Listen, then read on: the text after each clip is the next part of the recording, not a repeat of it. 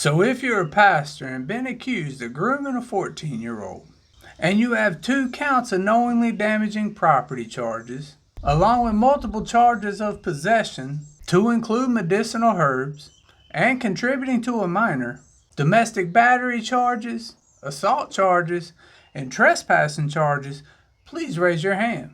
And the link to all that, plus what we're going to talk about today, will be down in the description below.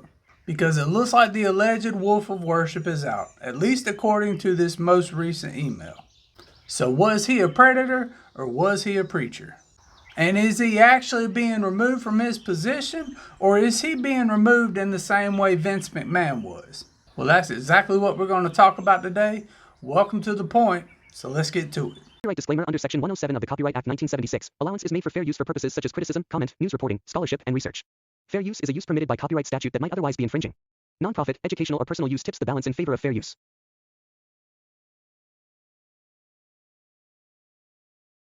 Now, of course, not all religious leaders are bad, and I'm certainly not trying to paint that picture on this channel. But if you are a scumbag and looking for employment, isn't becoming a pastor a pretty good spot for you to sit there and hunt? And think about it like this.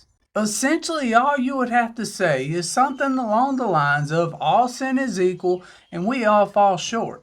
I've had a sinner's past, but the Lord's called me to do something, so now I'm going to do it.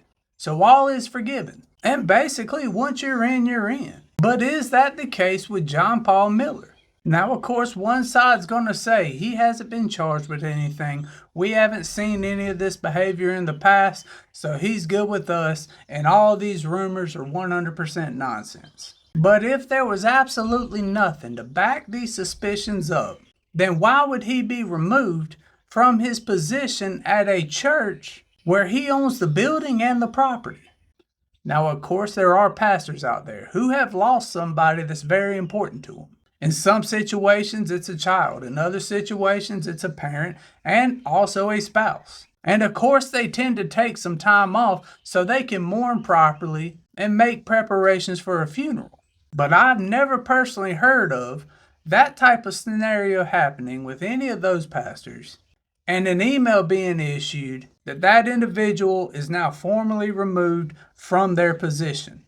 And if you like what I'm doing on this channel, hit that like button and leave a comment down below. Because while these are just accusations at the end of the day, reports are now floating around on various Facebook groups and Reddit that court filings over the next week or so are going to contain handwritten letters from John to Mica, essentially apologizing for all the stuff she's accused him of doing over the years. And there is a piece of me that thinks that at least some of this might possibly be true, which is why he has now separated himself from that church. And more correctly, why that church is probably saying, hey man, we need to separate from you to a degree.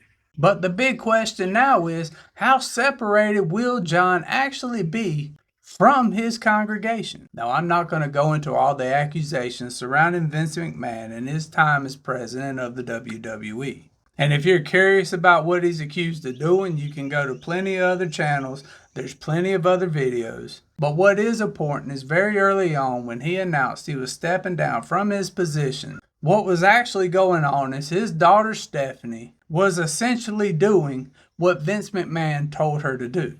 And you can correct me if I'm wrong, but there was also a report that he ended up getting in more trouble because he didn't actually step down. He just stepped down on paper. So is this scenario the same thing that's going on with Pastor John? Is he actually stepping down, or is he just stepping down on paper? Because let's not pretend like this is the first pastor in the Miller family who has faced some sort of negative publicity or had some type of charge. Because what John's father was accused of is so atrocious, I can't even talk about it on YouTube. But if that congregation does truly want to save themselves and that church, it may be time for them to get together and make a decision. Because sometimes you do got to cut off a finger if you want to save the hand, if you know what I mean. Because as it stands right now, Mica's passing is still under investigation. Law enforcement has not officially came out and said her passing was self-induced. That's just the story that John's put out to the media. And the family has strongly refuted the idea that she would do something like this. Now, at the end of the day, it's the punches you don't see that hurt the most. And I think that's what's got so many people bothered when looking at this particular story. Because at the end of the day, no one should suffer under some type of oppressor. And what's even worse is when one of those individuals is in some type of religious position. And as this story develops and unwraps farther, I'm very curious to see where all this goes. Because even if Mica did do this, but it's proven John Paul had something to do with driving her to do this, should he and could he face criminal charges? I would think at the very least, if all these accusations are actually found out to be true, and those accusations were what drove her to do what she did, then he would at least face a civil suit from her actual family. But y'all let me know where you stand with this story. Is he a preacher or is he a predator? Y'all be safe now.